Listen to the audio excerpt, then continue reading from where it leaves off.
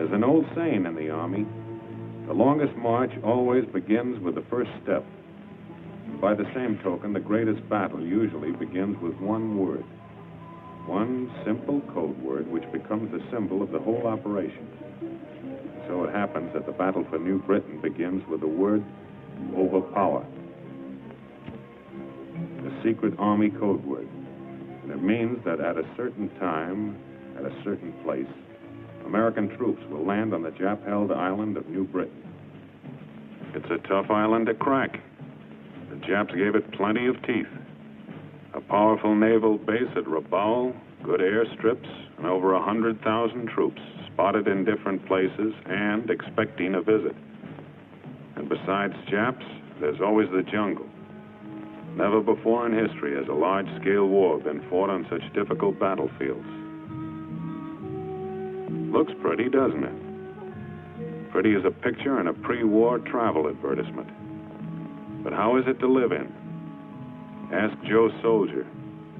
A jungle-clad paradise crawling with bugs, snakes, and lizards, spiders. Ask him about sweating out a march through blazing equatorial heat. Ask him about the smell, that wet stench of the jungle. Yes, and don't let him forget to mention those tropical sunsets, bringing the malarial mosquito. An attack is prepared in staging areas where the men are rehearsed for the job. Quietly, secretly, systematically, men and equipment start moving into 3 separate areas along this coast.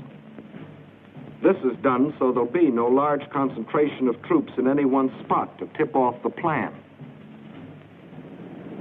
A task force is a miniature army, tailored for a particular job. This one consists of a regiment from Texas, a battalion of artillery and service troops, quartermasters, signal corps, engineers, and medicos. They know what this staging area means, a jumping-off place for something big.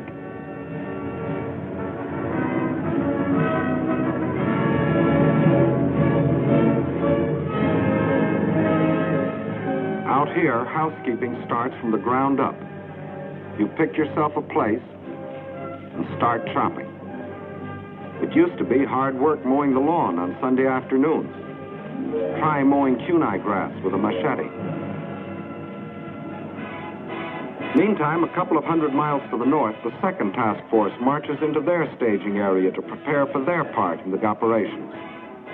These men have seen something of jungle fighting. They're Marines, and they cut their teeth on Guadalcanal.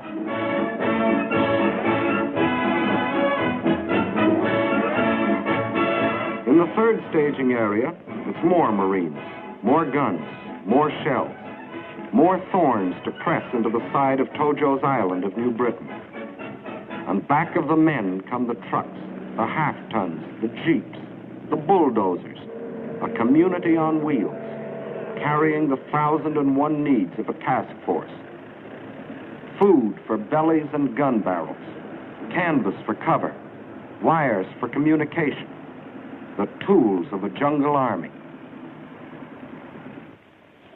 When the lot is cleared, you stretch out your house. Doesn't take long. Just fasten the ceiling, get under the center pole, and hoist. And leave plenty of slack on those ropes. The first rain will do the tightening.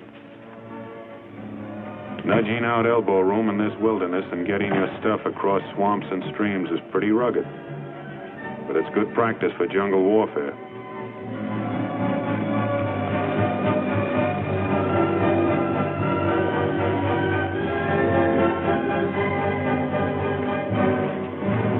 Bridges need plenty of attention.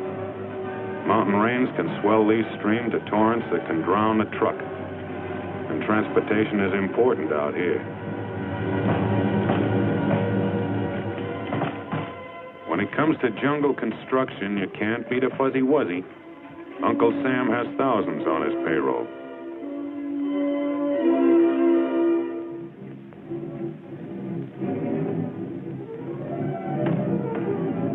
The foreman checks everything. Thatched roofs keep out most of the rain, some of the heat, and none of the bugs. And don't think these builders don't know the value of money. Money will buy a pig, and a pig can be exchanged for a wife.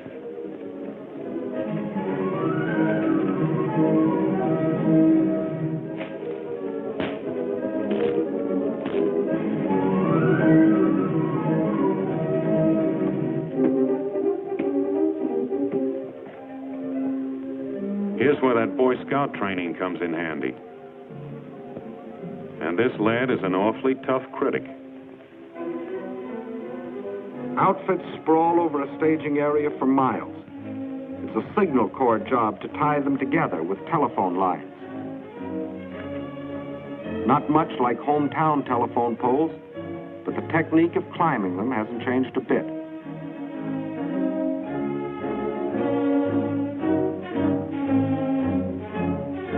The nerves run back to the brain.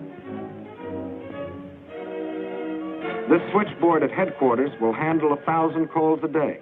Orders, reports, requests, instructions to field phones out where the jungle begins.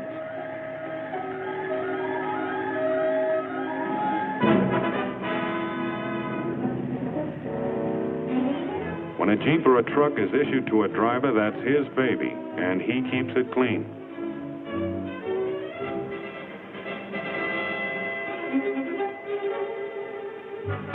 The old swimming hole, jungle style.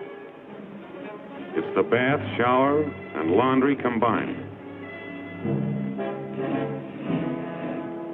First scrub your skin, then scrub the clothes you just took off.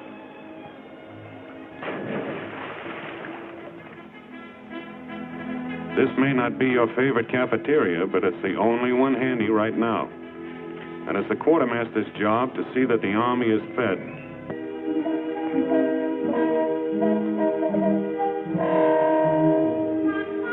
There's a mess of vitamins that'll pad your ribs, but don't get us wrong. We still like home cooking.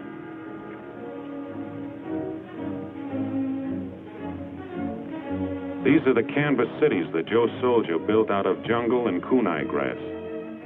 Like their forefathers, these troops have tamed a corner of wilderness into a temporary home. 5:45, and the day begins.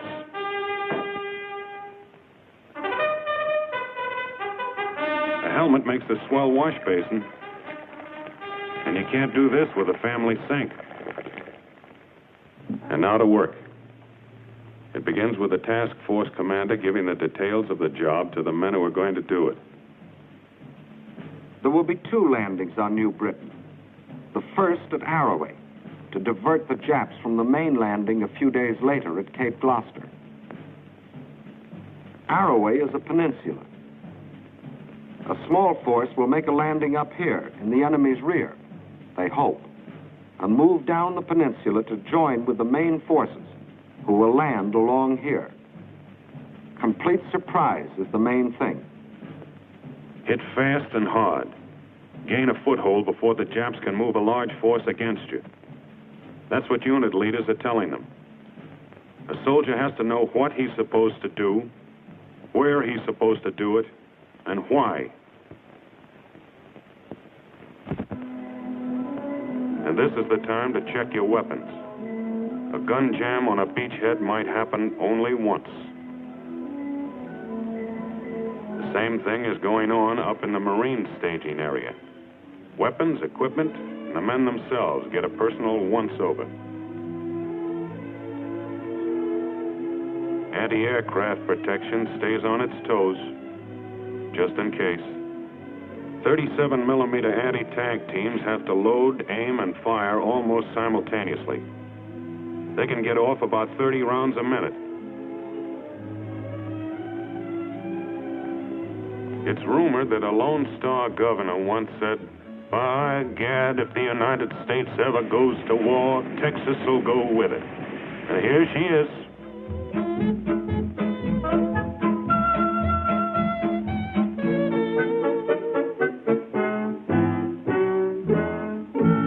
There'll be artillery, too, for knocking out Jap strong points. Sometimes it takes a flamethrower to burn out a pillbox. They work well in jungle warfare. That could be a NIP installation. Native fighters, or bongs as they're called, give our troops a few tips on the technique of jungle fighting.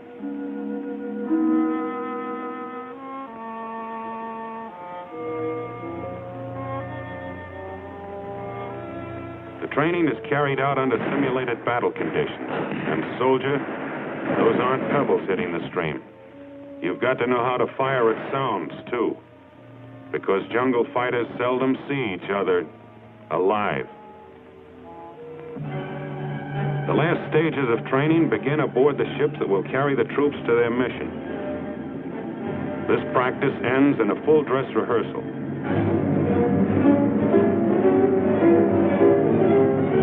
Two detachments are going to make the landing in rubber boats.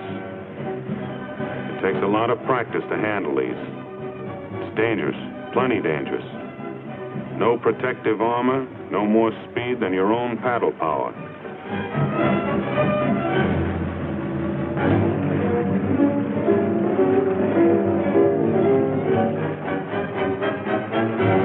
Regular types of landing craft may have trouble getting over the coral reef at Arroway, so buffaloes and alligators have been selected to bring the first wave of assault troops ashore.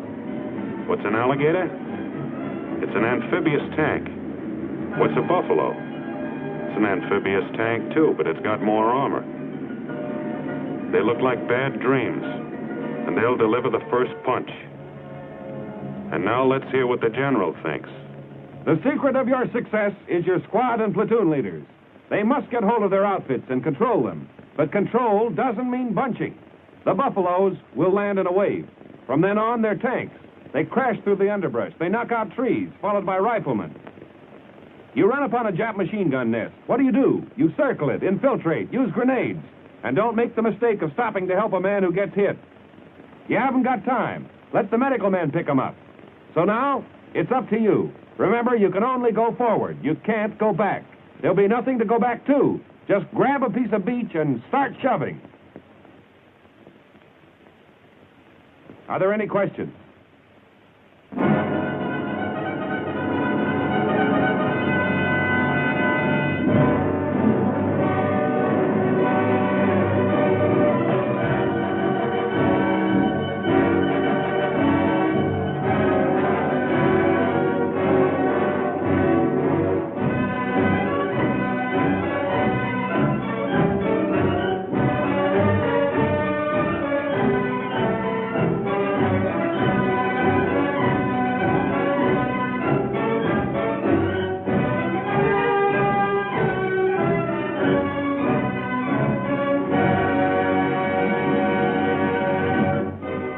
Comes the parade of men and supplies, the loading, the checking, the counting, the packing.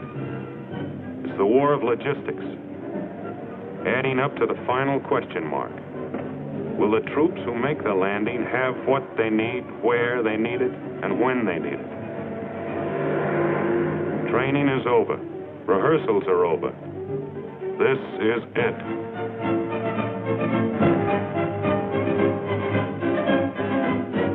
Remember, this is only one of 3 task forces, and it's going to make the landing at Arroway a few days ahead of the big staff at Gloucester.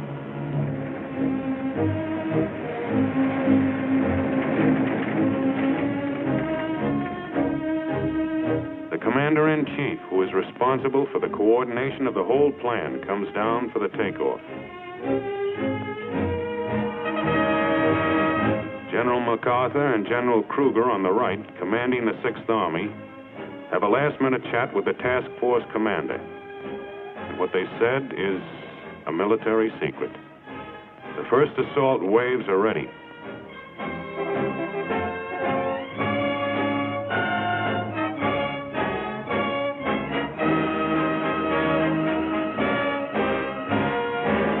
Time doesn't even wait on generals. And time is running out. This is goodbye, and good luck.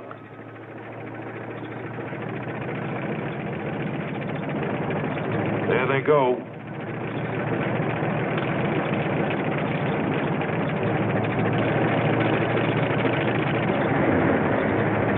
The buffaloes and alligators are going to load on the mothership.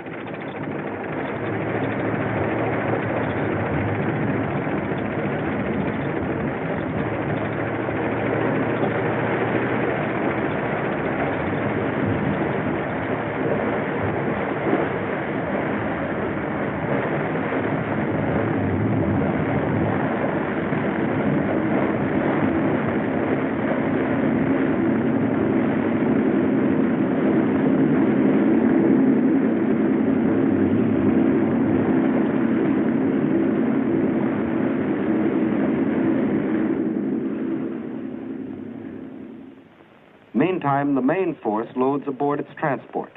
Once up the net, the landing craft that brought them will be hoisted aboard. And the rubber boat detachments move out to load on the destroyer that will carry them.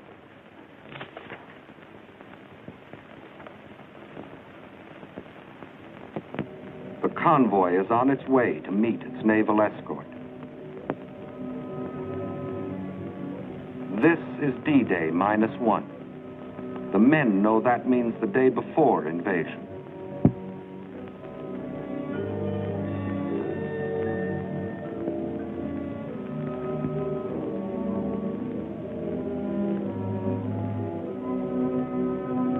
This last-minute check on weapons goes on aboard every ship, and nobody has to be told to do it now.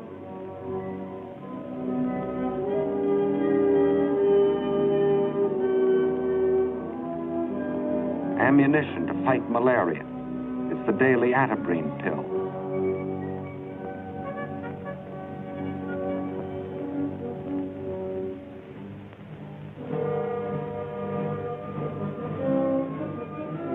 This too happens on every ship.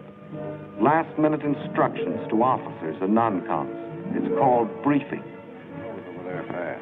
Whatever happens, keep contact. Message center will begin here. Get your messages back as fast as you can, of course. Keep your men dispersed. Cut out bunching. Look out for this high ground over here. You'll have to hit it from the flanks, I think. And above all, keep moving in this direction. You've all got compasses. We're at the rendezvous point. The task force commander leaves to board one of the destroyers of the escort. And now the convoy will sail through the night to Arroway. Troop ships flanked by destroyers and led by minesweepers and sub-chasers. I hate to see that evening sun go down.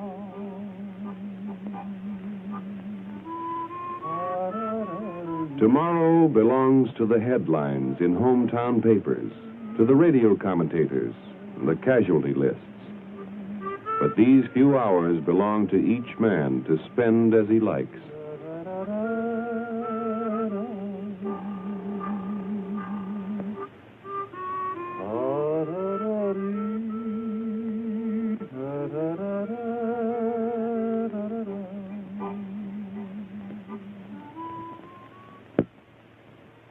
D-Day.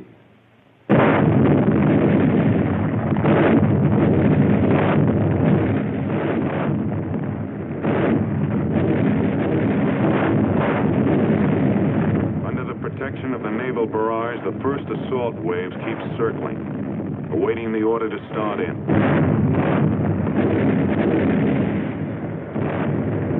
There they go.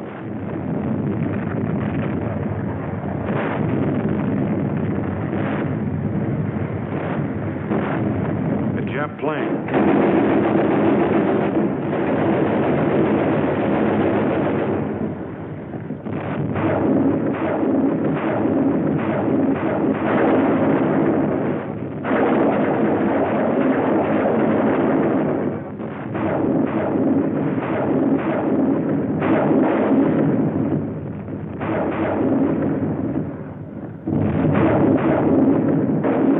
Rockets packed with high explosives calling cards to clear the beaches of small arms fire.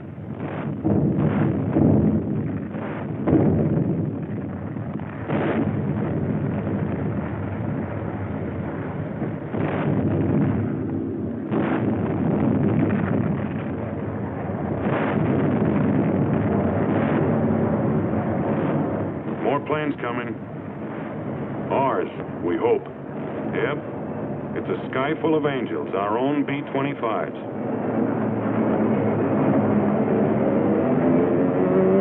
Now it's the Air Force's turn, and they know their way around. They've been softening it up for days in advance.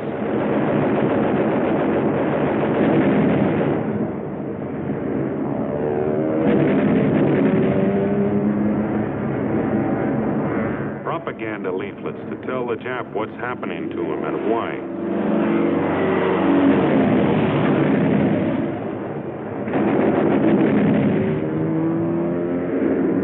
The naval barrage drove most of the Japs off the beaches up on the cliff. And that's where the planes work them over. Strafing may not wipe out a ground force, but it keeps them ducking.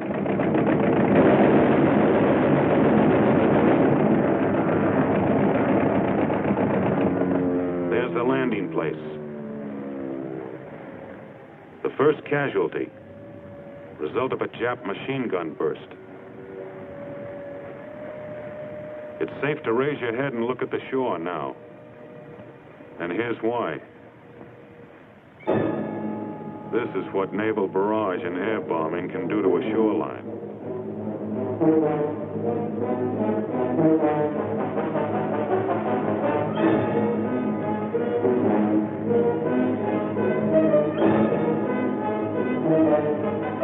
Remember, you can only go forward. You can't go back. There'll be nothing to go back to. Just grab a piece of beach and start shoving. Still a few snipers around.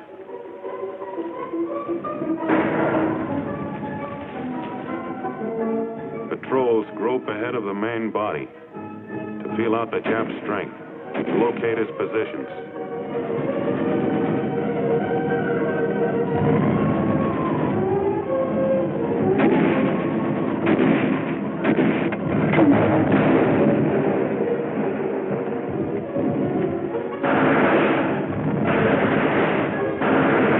The assault troops keep advancing.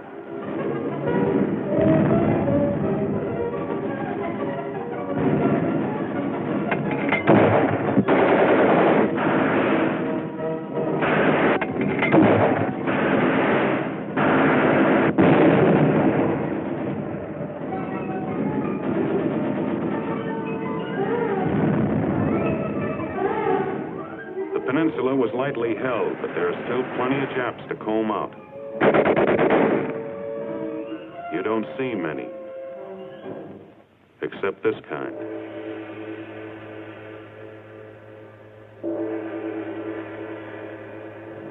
The objective is to push about 3 miles up the peninsula, then dig in and hang on. More and more troops are fed up to the rapidly advancing front by jeeps, alligators, buffaloes. The grab is over. Now to hold on. Counterattacks may strike anywhere, anytime. Better be ready. Beach gun emplacements for all-round security. That's an air raid warning truck under the camouflage. And every man digs a place to dive into when the Zeros come.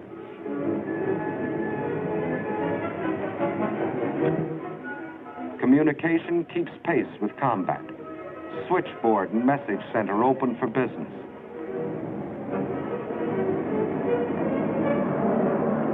Supplies are needed faster than ships can bring them.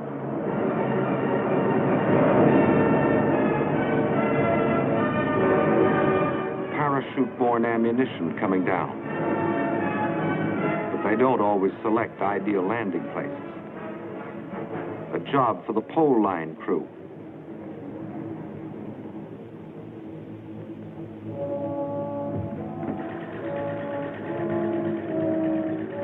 That dirty pool is being converted into drinking water by the Engineer Water Purification Unit.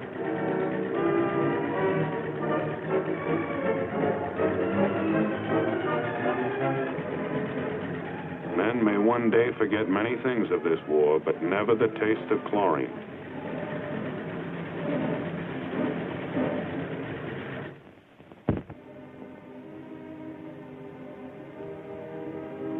Casualties from the front get attention in the surgical tent.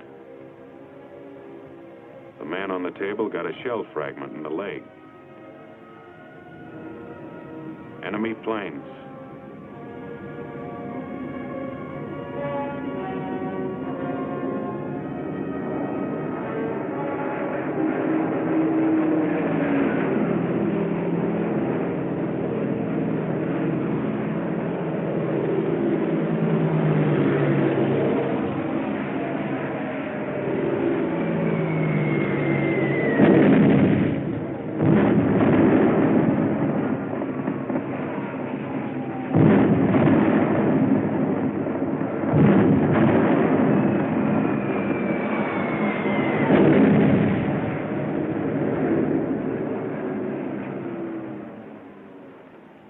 This is what's left of the surgical tent filled with wounded men after a direct hit.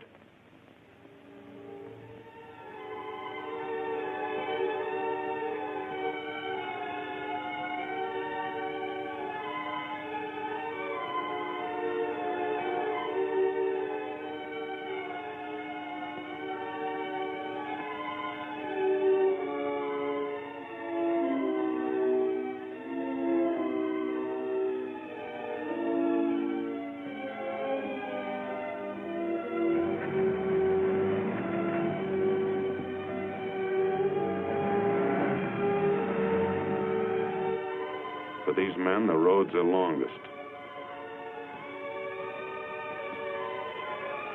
Having received emergency treatment, the wounded are evacuated to hospitals in New Guinea. This landing was a complete surprise to the Japs, so resistance was light, except at the upper end of the peninsula where the rubber boats went in before dawn. They met heavy machine gun fire before they could reach the beach. The boats were destroyed. The men were scattered. They just couldn't swim and fight at the same time. But the main landing is successful. The Japs have been driven back up the peninsula. The beachhead is established. The task force commander is ready to make his report.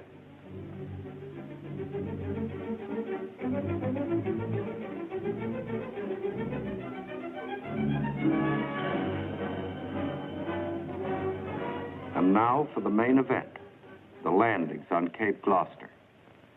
Arrowey was the feint with the left. Gloucester will be the right to the jaw. Here, here, and here. The forces will capture the airstrip and converge, setting up an American stronghold on the supply line to Rabaul. In the Marine staging areas, it is Christmas Day.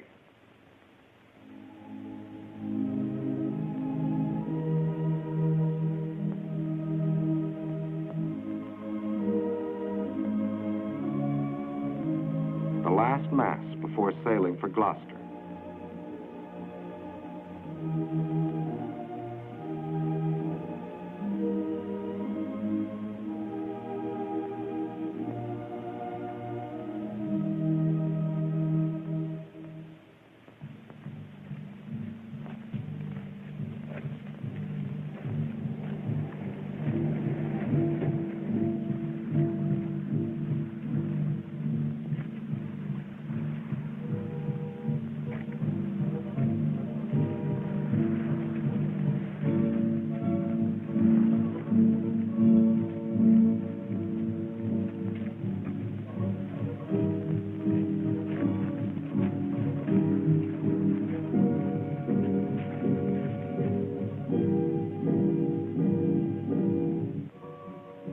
Masses of men to land upon 3 separate beaches in the vicinity of Cape Gloucester.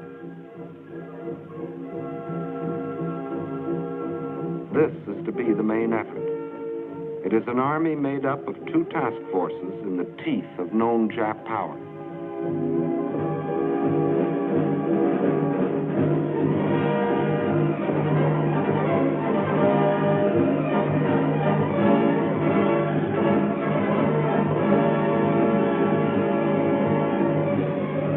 These 2 landings are the first stage in the neutralization and envelopment of Rabaul.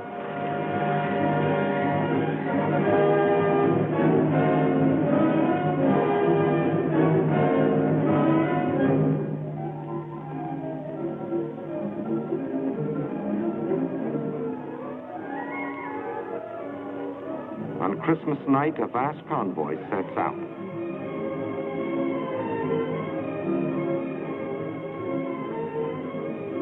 Cape Gloucester, New Britain.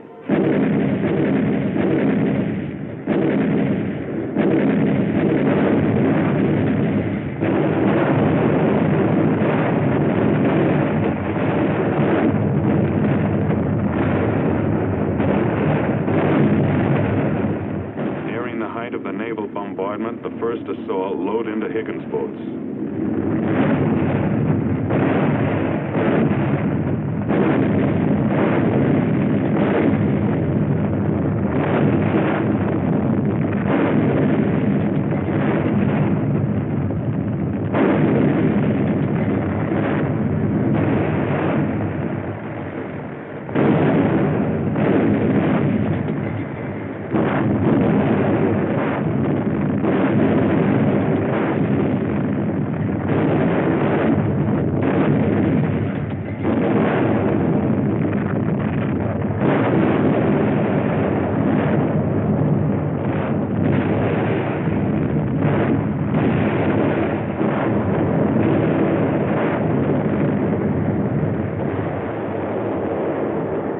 The umbrella of air protection arrives on time.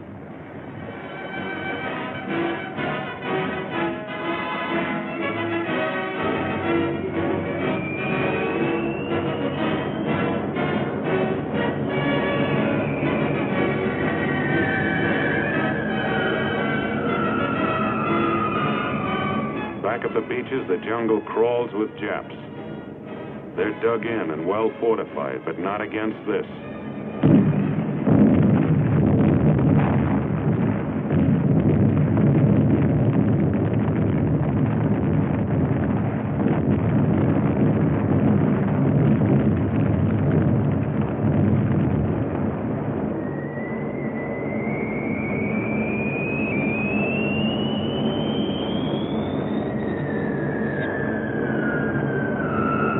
Bombardier once boasted he could hit a derby with a dime.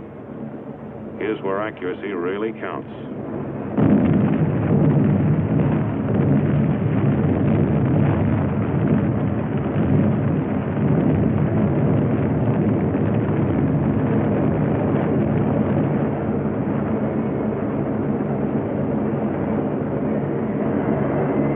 Just back of the beaches, but not too far in.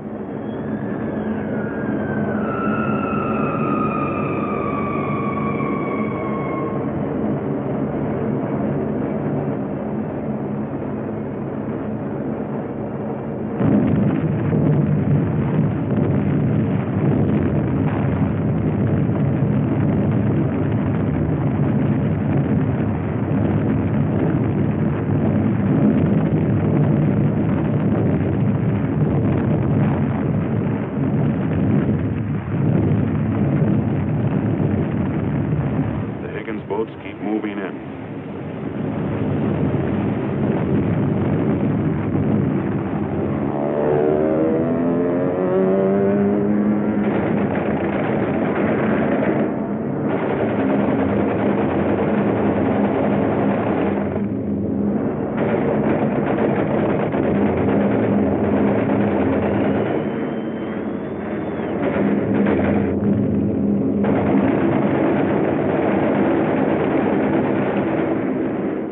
Under this air cover, the invasion fleet creeps forward.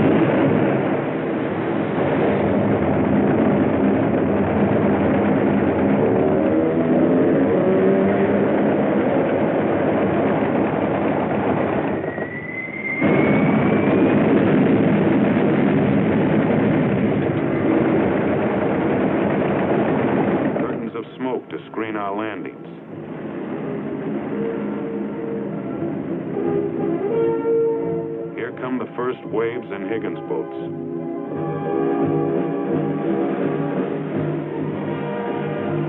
Not ghosts from Pearl Harbor, but American boys. Tom, Dick, and Johnny. The boys who used to play baseball in the vacant lot on Saturday afternoons. The youngsters that drove jalopies and sang the popular songs. You may have wondered sometimes if they'd ever amount to anything. Well, here they are, giving everything they've got. This is jungle. These assault waves are like a hand stretched out in a dark room, feeling their way. If they are stopped here, the main force landing behind them is stopped too.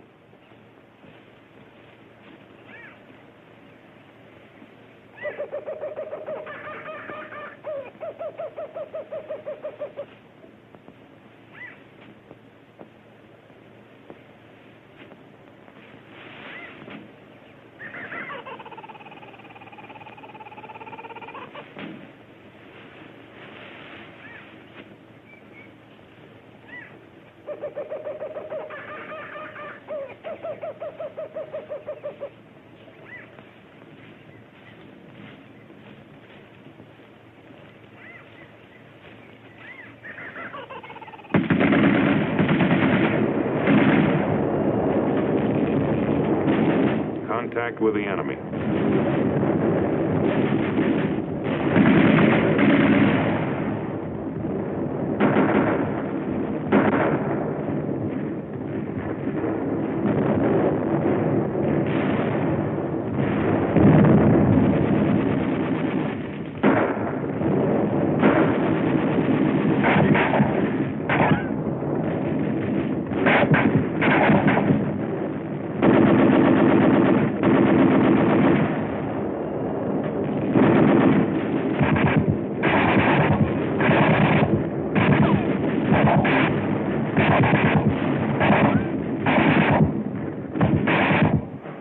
Come the landing craft infantry, called LCIs.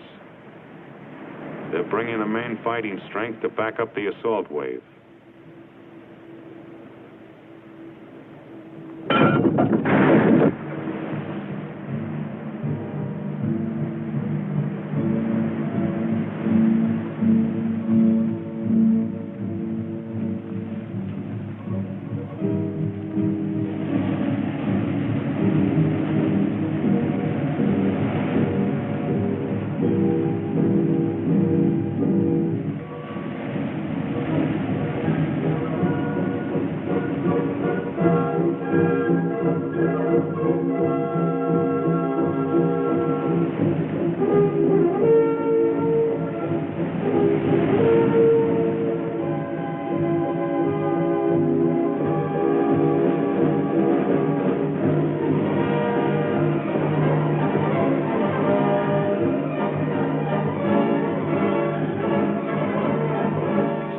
To be carried in the hard way. The trucks come later.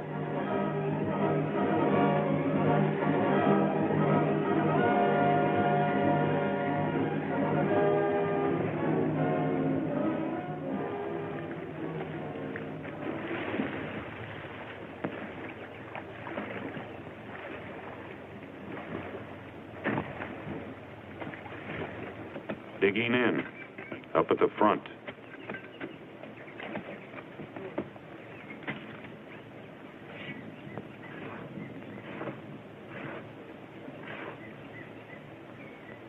Here's a highly trained specialist.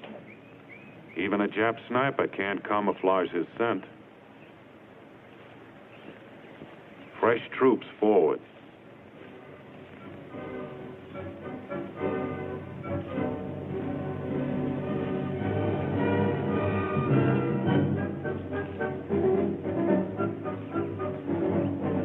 Wounded to the rear.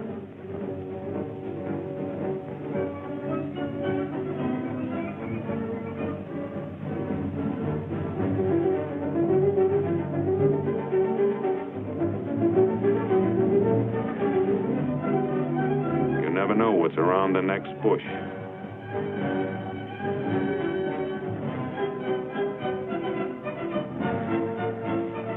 Dead Japs aren't always dead. Better be sure.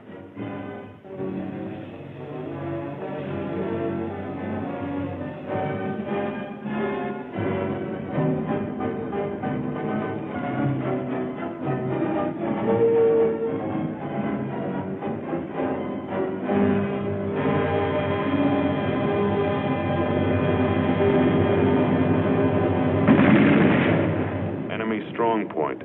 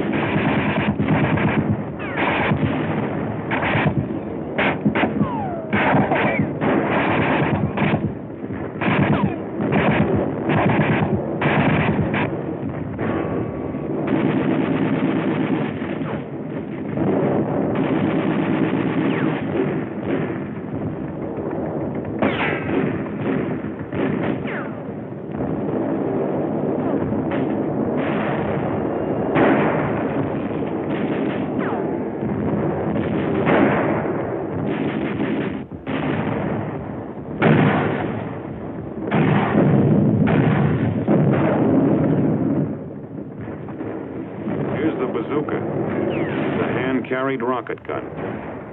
Firing it takes close teamwork.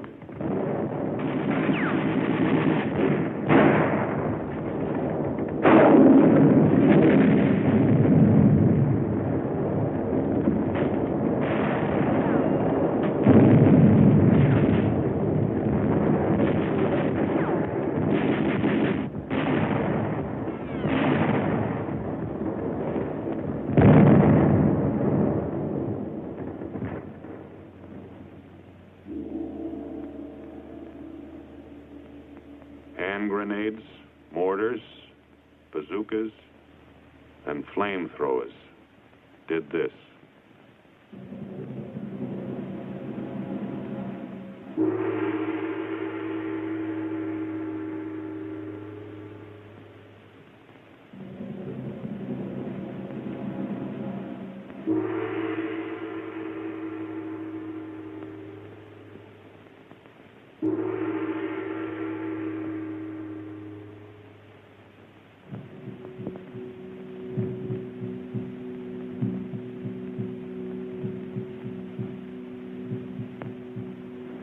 After the LCIs have been emptied of men, the towering LSTs, landing ship tanks, move in, bringing everything for the establishment of a beachhead.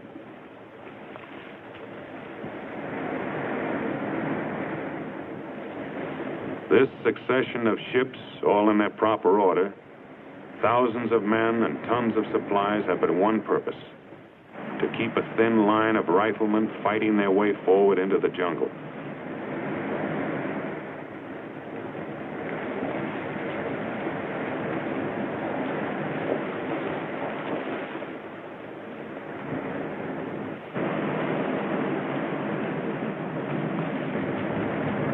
Buffaloes and alligators.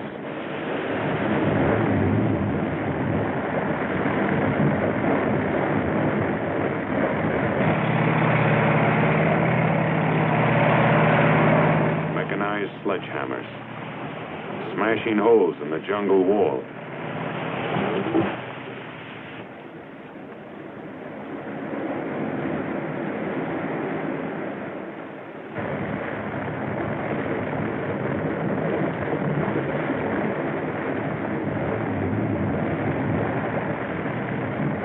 Bucket lines to pass the ammunition.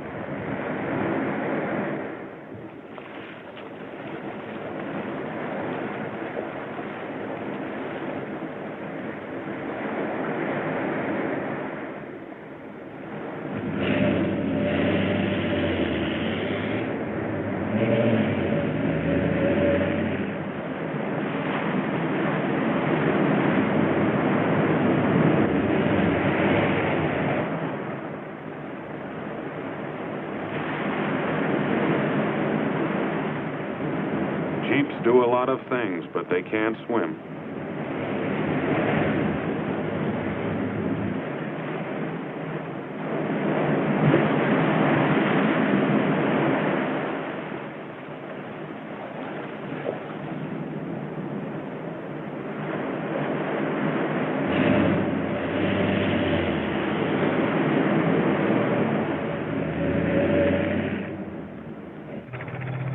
medium tanks to crush pillboxes.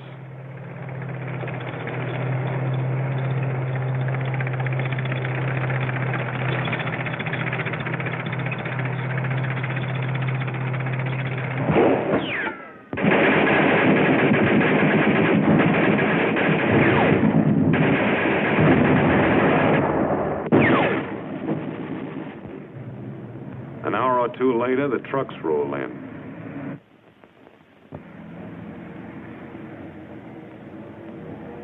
But they can't go everywhere. Ammunition is being spent fast.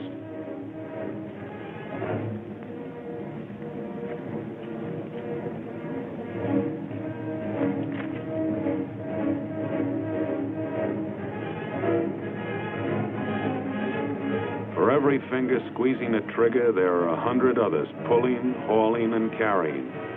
It's all part of the same job.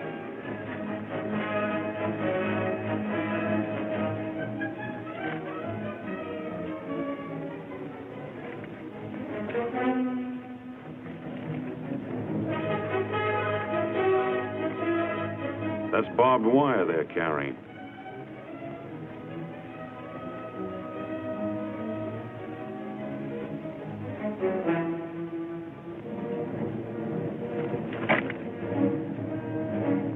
As soon as there's any place to phone to, there's a telephone line to do it.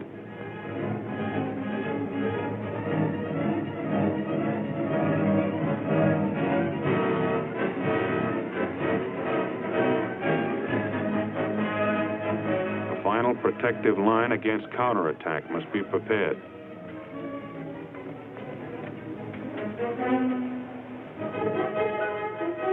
You may be hit from anywhere, anytime. From the flanks, or from the rear, or from the air.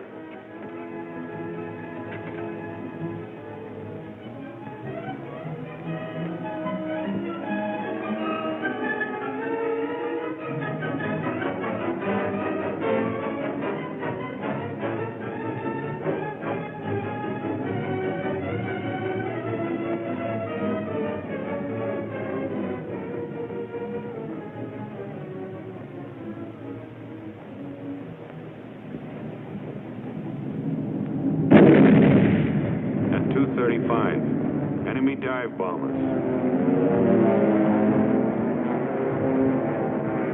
Jap planes shot into the water. More than 60. Costing less than a dozen of our own. The Japs concentrated on the destroyer Bronson. That's the Bronson standing on end, sinking fast.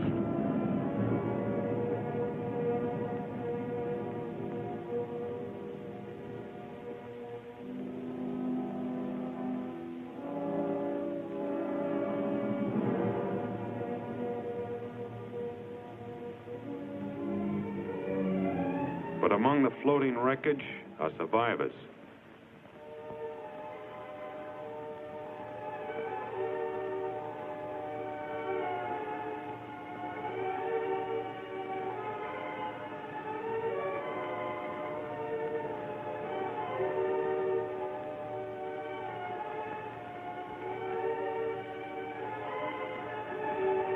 Exhausted, some dying, some dead. Some with clothes blown off by the concussion of bombs.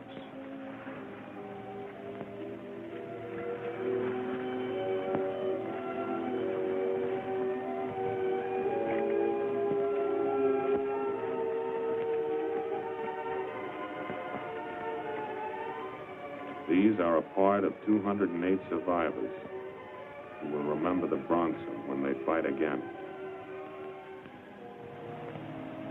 Back at Gloucester, it had begun to rain.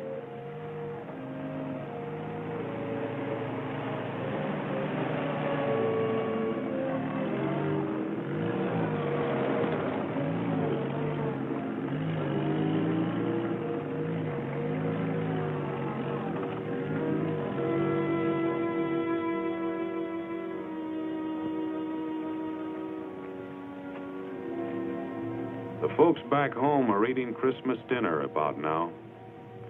Out here, it's the day after. And just another day.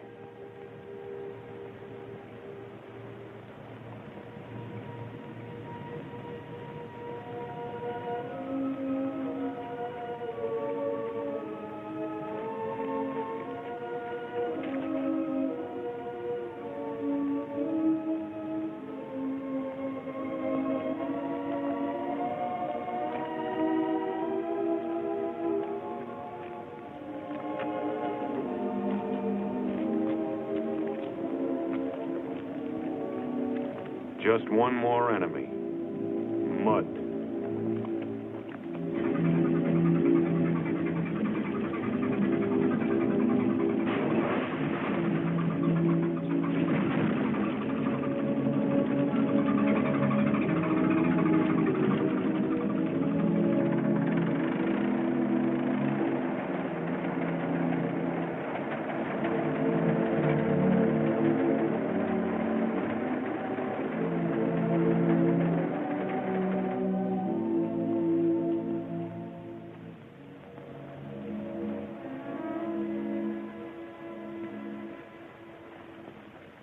Information gained from prisoners confirms what we know. The advance is nearing its main objective.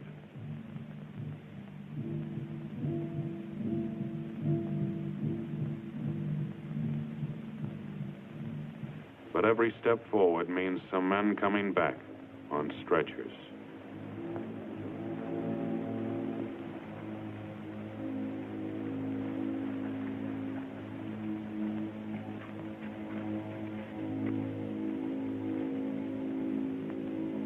Sometimes it takes too long for the stretchers to arrive.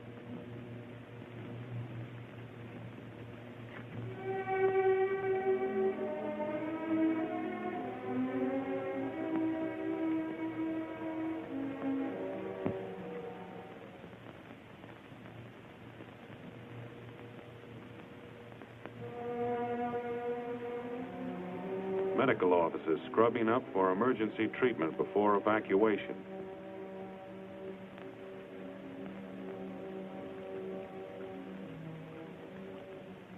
The country doctor, the city surgeon, working together 25 hours out of the 24.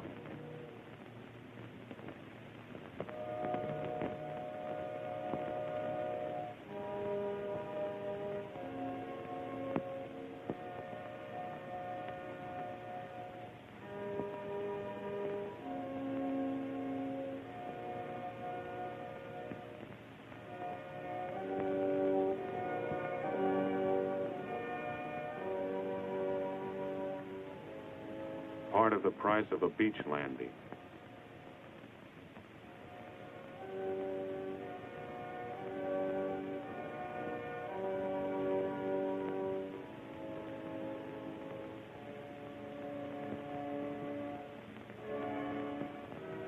Yes, it's a wounded Jap, receiving decent treatment and a cigarette.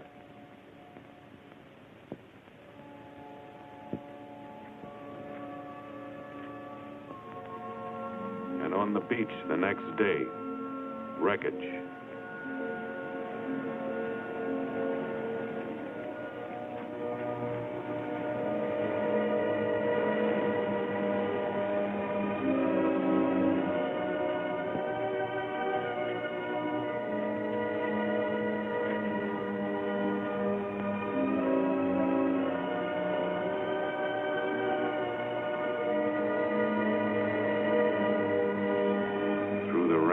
Darkness of enemy waters, they're going back to hospitals in rear area.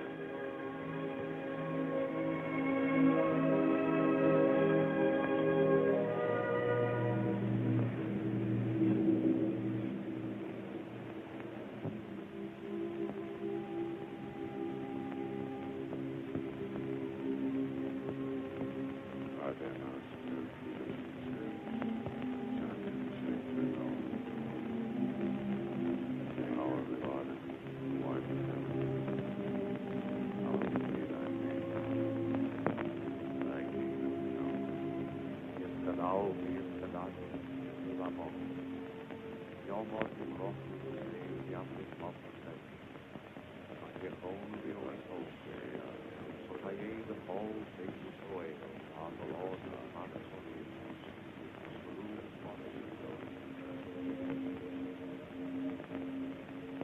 Lead us not into temptation, but deliver us from evil.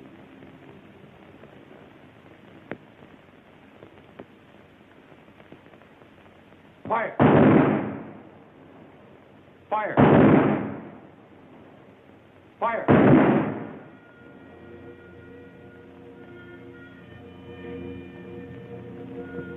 One day of American living, bought and paid for.